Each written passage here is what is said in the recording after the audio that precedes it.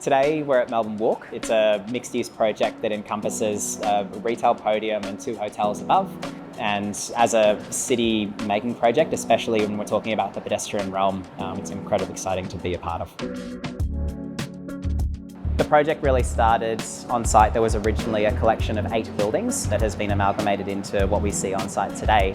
There's 2 retained heritage structures on Bourke Street and 2 retained structures on Little Collins Street, and the infill of those surrounds has basically continued the idea that there is a collection of buildings on site, even though there is now a consistent floor plate across the remainder of the site. So there's a number of locations where we specify the products, particularly on the area we have behind us with the purple bricks on the south and the red on the north, and also on the Bourke building on Little Collins Street using the metallic twin tiles.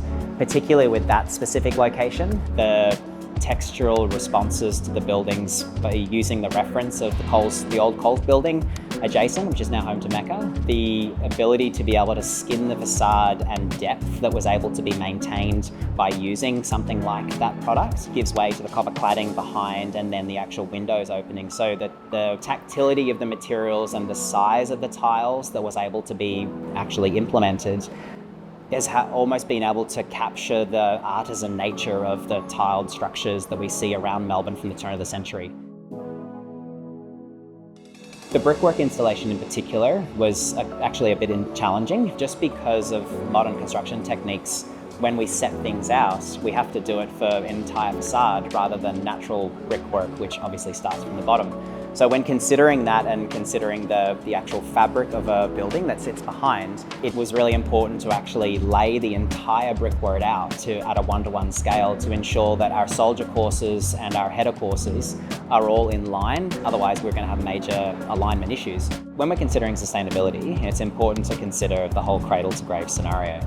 With the likes of Keratwin, in particular on the Little Collins Street facade, because the base of the product is a naturally occurring clay that then goes through a kilning process, the vast majority of embodied carbon actually comes from the process of making it into a tile.